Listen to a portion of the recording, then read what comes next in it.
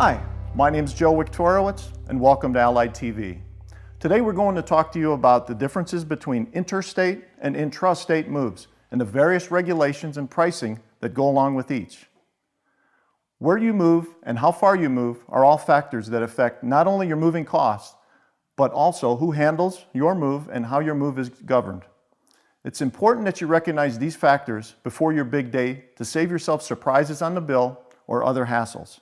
So before we dive into the differences, let's clearly define what constitutes an interstate move and what constitutes an intrastate move. By definition, an interstate move is one that occurs within the borders of one state. So let's say you decide to move from Orlando, Florida to Miami, Florida. Well, because you are still moving within the same state, this move would be considered intrastate. Now, on the other hand, say you decide to move from Chicago, Illinois to San Diego, California. Since this requires you to move between two different states instead of within one, this would be considered an interstate move. By definition, an interstate move is just this, a move between two states.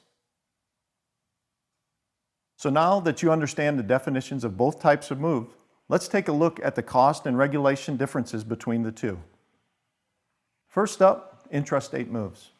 Intrastate moves and moving companies are state regulated, and the moves are usually priced according to an hourly rate that has been filed with the state regulatory body or by the weight and miles. The overall cost of an intrastate move is also determined by the manpower and time it will take to move your items from your old home into your new one. Keep in mind that the larger your current home and the more rooms you have, the larger your moving crew will need to be. An intrastate move is typically handled solely by your moving company. Next, let's talk about interstate moves. Unlike intrastate moves, which are state regulated, interstate moves and moving companies are federally regulated, operating using tariffs.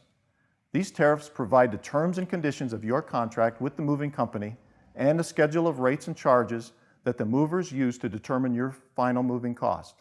When it comes to pricing, interstate moves are priced according to tariffs, total weight of all the items being moved, and the distance it will take to get you from your current residence to your new home.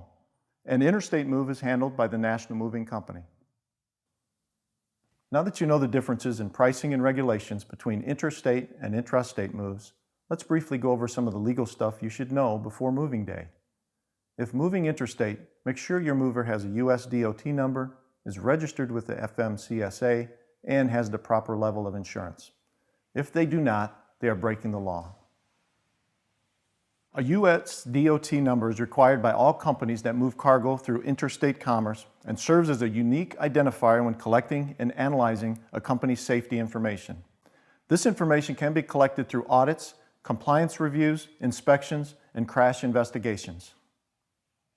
The FMCSA stands for the Federal Motor Carrier Safety Administration and works to prevent commercial motor vehicle-related injuries and fatalities. To ensure your items are in the care of well-trained, safe drivers, FMCSA requires all moving companies to register with them. So whether you're moving within one state or from state to state, now you'll know what to expect in terms of identifying your mover, how moving costs are determined, regulations, and legalities.